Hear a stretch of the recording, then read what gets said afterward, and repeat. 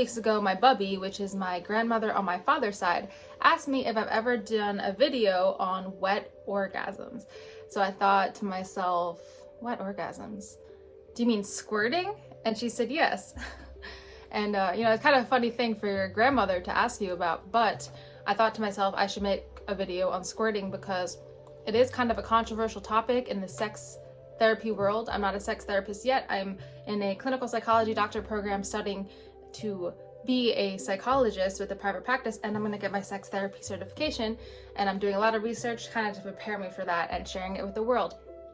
So what is squirting?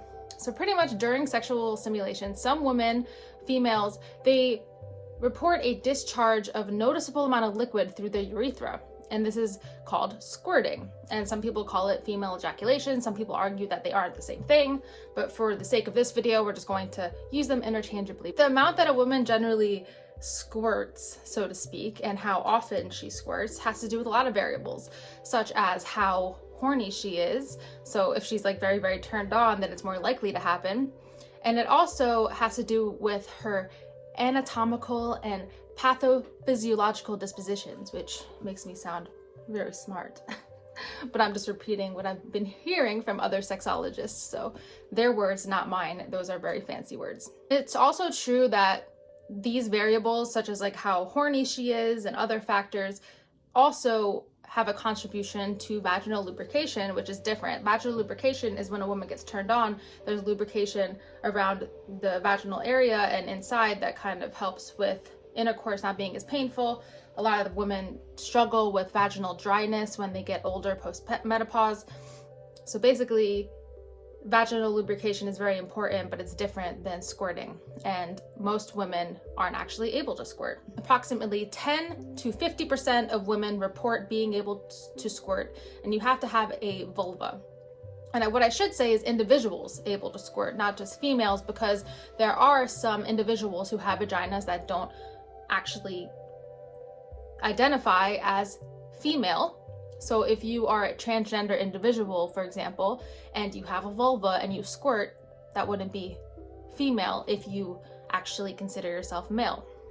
I also read somewhere, which I think is really interesting, that some individuals who are transgender, female to male, they actually kind of associate squirting with their version of ejaculating. So it's kind of like when they're able to squirt, it kind of resembles male ejaculation, which can be gender affirming for them, which I think is pretty cool. I never actually thought about that before, but it's kind of interesting to try to see other people's experiences by hearing people report certain things like that, and I just think it's really interesting. What is this fluid that comes out of the vulva?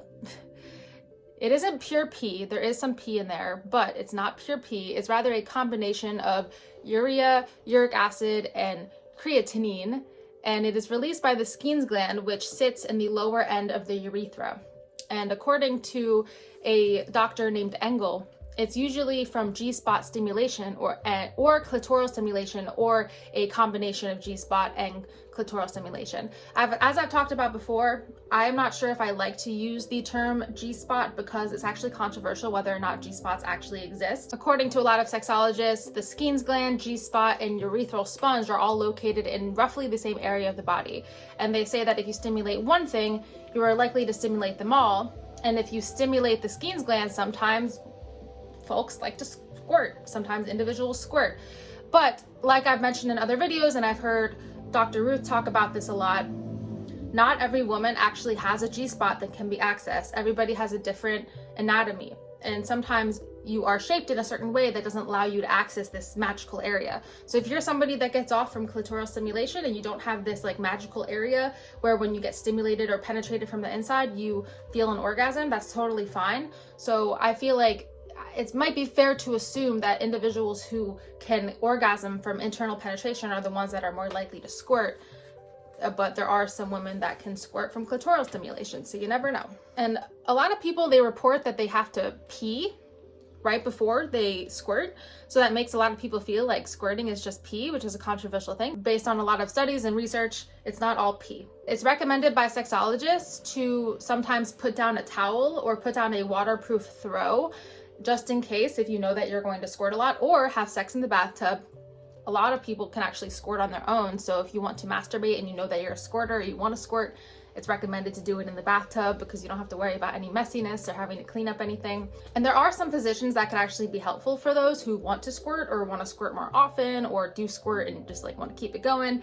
So doggy style is really good for this because this helps your partner stimulate the inside, penetration, stimulate the clit from the inside, whether it's with a penis or with a dildo. And you're also able to stimulate the clit with your fingers or a vibrator, whatever works for you, because it's that mutual pleasure from the inside and the outside that's really going to help it happen more often.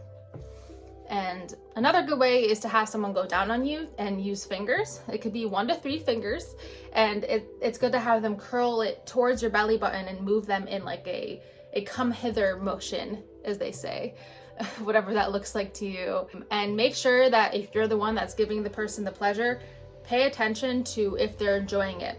Communicate. It's all about communication. So make sure that they're enjoying what you're doing. And then if they're enjoying it, they keep it going. Add a vibrator if necessary.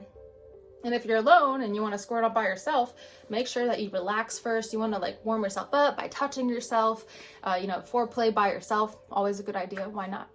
And you want to add a stimulation to the clit and wait until you're very, very horny. Wait until you're very, very stimulated, very excited. And then you're going to want to locate the part inside that feels good, such as using a toy. Some people like to use one called the rabbit. But just so you know, this varies from every person to person, like everything sexual. Some people can squirt, some people can't. Maybe you wouldn't even enjoy squirting, you never know. What really matters is if you're feeling good, if you liked the experience. That's what's the most important, not if it's the same as everybody else. And of course it takes practice and it takes patience, like many things in life that are worth doing. And never ever pressure your partner to. There's a lot of people out there I've heard that like, oh, I want to make her squirt to like make them feel more manly if it's a man or whatever. But like, bro, it's not that real. Just make sure she's enjoying herself. That's more important than your own personal pleasure for being like, oh, I did that. It's just like, relax. So don't pressure your partner to. And also remember that STIs can of course be transmitted through this bodily fluid, like a lot of bodily fluids. Just so you know, there's nothing wrong with you if you can't squirt. Nothing wrong with that.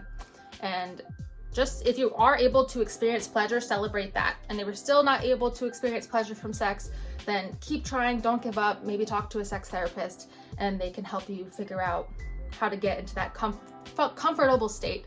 You have to be really comfortable and feel really safe in order to allow yourself to experience pleasure. So I hope that was helpful.